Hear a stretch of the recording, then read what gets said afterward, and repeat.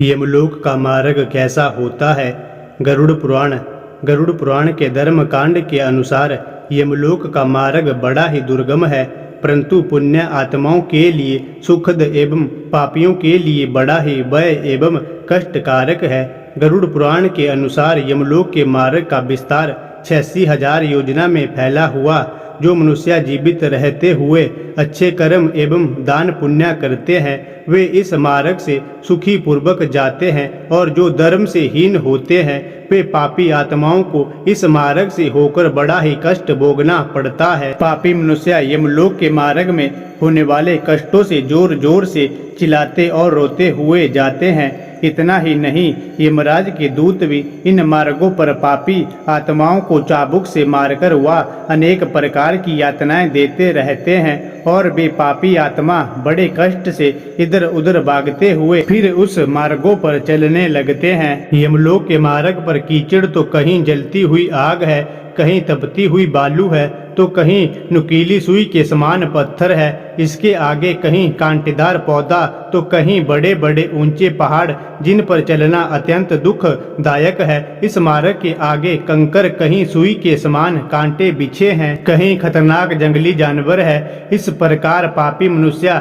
इन सब रास्ते में आने वाले कष्टों से होकर यात्रा करते हैं। पापी मनुष्य यमदूत के पास में बंधे होने के कारण यमदूत उन्हें घिसकर इन सब रास्तों से ले जाते हैं। वही जो मनुष्य उत्तम कर्म करने वाले पुण्यात्मा होते हैं वे अत्यंत सुखपूर्वक इस मार्ग को पार कर जाते हैं। अन्न का दान करने वाला व्यक्ति स्वादिष्ट भोजन करते हुए इस मार्ग को पार करते हुए जाते हैं। जिन्होंने दूसरे को जल पिलाया है वह भी अत्यंत इस मार्ग को दूध पीते हुए सुखपूर्वक पार करते हैं।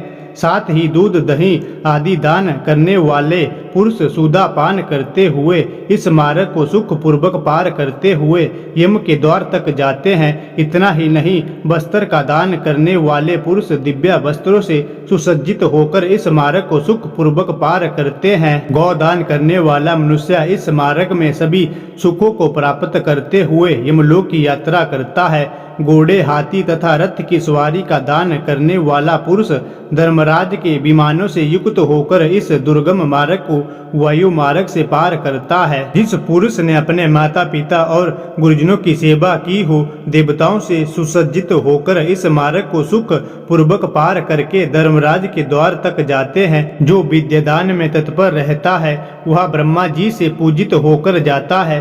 वेद आदि पुराणों का पाठ करने वाला ज्ञानी जन मुनियों के द्वारा अपनी स्तुति सुनाता हुआ जाता है। इस प्रकार धर्म प्रायण सुख पूर्वक यमराज के द्वार तक जाते हैं।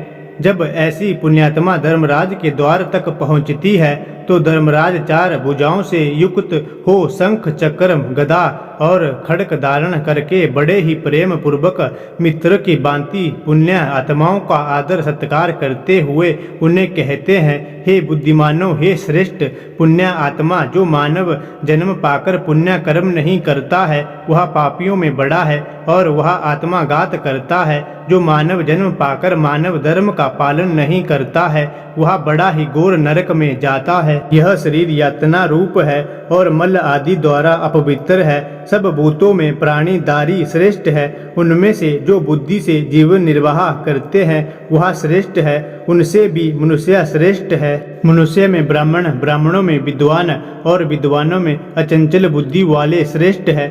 अचंचल बुद्धि वाले पुरुषों में से कर्तव्य का पालन करने वाला श्रेष्ठ है, और कर्तव्य पालन करने वालों में से भी ब्रह्मवादी वीर का कथन करने वाले श्रेष्ठ है। ब्रह्मवादियों में भी वह श्रेष्ठ कहा जाता है।